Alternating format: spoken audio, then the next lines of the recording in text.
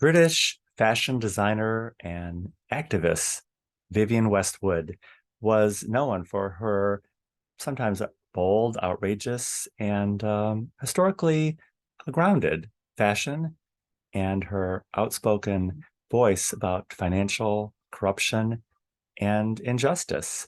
Most notably, she was a champion of the protection of people like Julian Assange, people who were whistleblowers. She viewed these people and alarm in our time of people being persecuted for telling the truth and blowing the whistle as a warning sign to all of us that if we live in a world where they close down every truth teller, it doesn't bode well for the rest of us. It In looking at Vivian's life this week, I was struck by the idea of she was definitely part of the counterculture phenomenon. And in our time, you really have to look around and to see if you can find any countercultural messages in our time. It seems like the very notion of that is has somewhat died out. And why is that? I mean, some people I talked to said it's been co-opted, that the media and government and politicians and even the church have just co-opted every counterculture narrative, and the window of co-opting, it gets smaller and smaller, so it's almost immediate. And one could even gather that perhaps the countercultural movement is simply now just a has been absorbed and is a mouthpiece for the establishment, which I guess is the ultimate irony. Even our right to be outraged in our time has been taken away from us. And now it seems that even our conspiracy theories seem to have been co-opted, as there's more and more evidence points to the idea that the very notion of the deep state has been co-opted.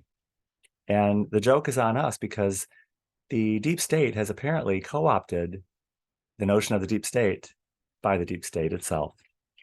Welcome. Welcome to Conservative Coffee Hour.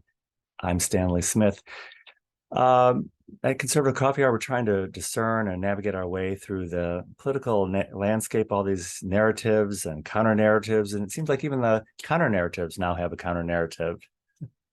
Points up in my mind the idea that, governments are in the business of governing the governed. And we need to take a look at that. Governments are also in the business of protecting themselves from other governments. They're in the business of protecting themselves from all enemies, foreign and domestic. But we're not a government. We're the people. And in this country, we're supposed to be a self-governed republic, not have a government.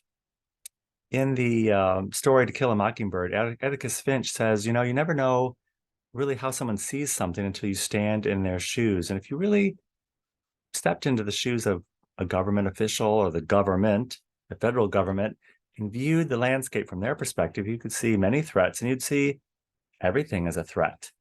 And I think, we need to really take a look. Are we living in a country where we have self-governance, that we're governing ourselves as a republic? Or do we, in fact, have a government which is governing us? And you really need to take a look at and ask yourself which one you're living in. I ran into Brian Castle this week, and in our conversation, he said, well, we who are in public policy, and then he looked at me because, of course, I am not in public policy. I'm just a person. I'm part of the people.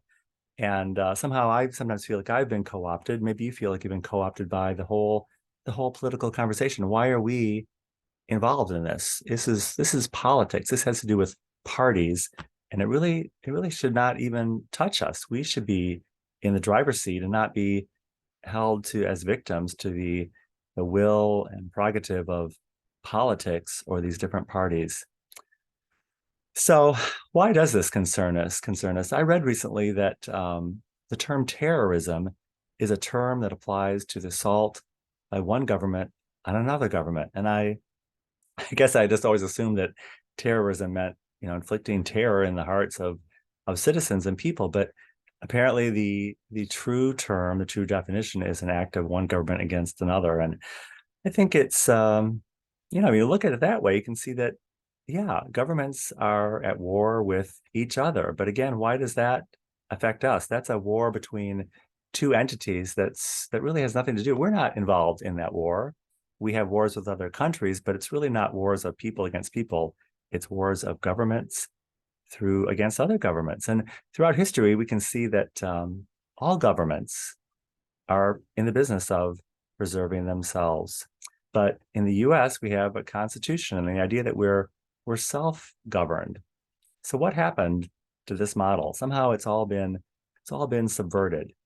We all need to take a step back and look at the results. None of us in this country is happy with the results. It doesn't matter if you're a Democrat or a Republican, because guess what? We're neither of those things. We don't live our lives as a Republican or Democrat. We live our lives as a person, and none of this is really working for us. The Democrats and Republicans, they need to figure this out on their own time. And when they're in Congress and voting on things and acting on our behalf, they need to focus solely on that. Where do I think this is all going? I did talk to Brian about that a little bit, and he compared it to China. He does think that the totalitarian model doesn't work, and it will eventually blow up. And I shared that I suspect the same thing's going to happen here as our government continues to work and operate more and more as a totalitarian state, as a dictator dictating to us.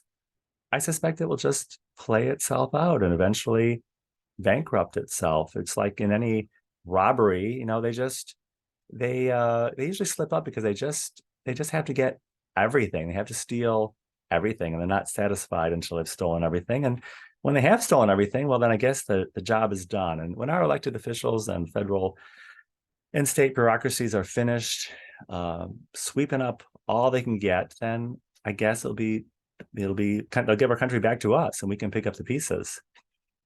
It's the whole notion of bankruptcy. It'll be a clean slate to start over again. I was always intrigued by Mr. Trump and his business practices, and the idea that he was an expert in bankruptcy. Some people, believe that Mr. Trump was selected and encouraged to pursue the path to the presidency because he could be someone who would negotiate a new starting point for us after we bottom out in a federal bankruptcy. Taking a look at the 9/11 attacks, again, through the shoes of the federal government, you can see that, yes, that's an attack on our government. And I did at the time think, well, people that perpetrated the attack, what were they trying to tell us? What was the message? Did they hate us as people? No, they hated our government, and it was a warning sign. It was the canary in the coal mine idea that, wow, what is that? Why are those people out to get our government? And that's what terrorism, according to the definition, is: attack of our government. Why was someone trying to attack our government? Did we ever take a look at what was going on there? They want us to think that it's an attack on us. They want us to think that these people around the world are out to get us, but I really don't know why we'd have reason to believe that. Throughout history, again, governments have come and gone, but the people remain. The people are concerned about their families and making a living and putting food on the table and just having a reasonably comfortable and successful life. We're really not out for much more. So this huge discrepancy between the will of governments and the will of the people just doesn't hang together, and it doesn't ring true. But they in government want us to be preoccupied by all this and think that everyone is out to get us. They want us to be preoccupied and distracted by race and by gender issues, but they don't really care about any of that. When you hear government acting and voting, you don't really hear that they're doing it on our behalf. You really have to listen, and it's always about what's best for politics, what's best for the party, what's best for fundraising, but it's very seldom that they say that they're acting on our behalf for our benefit. Donald Trump was seen as an enemy by many people, and many people in the government. And an interesting nuance came to my attention from the emails and the Twitter files, and that was the idea that the FBI saw Trump as a co-conspirator, either knowingly or unknowingly, with our greatest enemy, Russia. And I thought that was interesting that, again, standing in their shoes, if they think that Russia is our greatest enemy, and they thought that somehow Trump was a mouthpiece knowingly or unknowingly. And I thought that was telling that they gave him the benefit of the doubt that he might have been so dumb that he was just parroting Russian propaganda from their perspective, that was reason enough to take him down as an enemy. But again, we really didn't hear a lot about how he was an enemy of the people, of us, or how he was taking advantage of us. He was an enemy to the government and the FBI and the different agencies. I thought that was very interesting. It makes you wonder that people in the Civil War time, perhaps the Confederacy was on the right track, that the federal government was a real and present threat. And probably history could bear out the idea that the Civil War had less and less to do with slavery and more to do with government overreach. Governments govern the governed, and republics are self-governed. Which one do you think we're living in? Vivienne Westwood had a lot to say about the financial system and the idea of debt, and that the financial institutions create debt, and they don't really care how much debt there is because they're going after the interest. That's the revenue stream, is the interest. They don't even care if everything goes bankrupt because they can refinance and start again and start their revenue stream. If it's kind of a folly to take your financial advice from a fashion designer, I guess that's another reason why I'm not in public policy, because I'm happy to take the fashion designer's advice any day. If you would like to join us at Conservative Coffee Hour, I will be happy to include my email in the description of this video, and I'll be happy to send you an invitation. Conservative Coffee Hour is every Saturday morning at 10 a.m. Central Time on Zoom, and I look forward to seeing you very, very soon.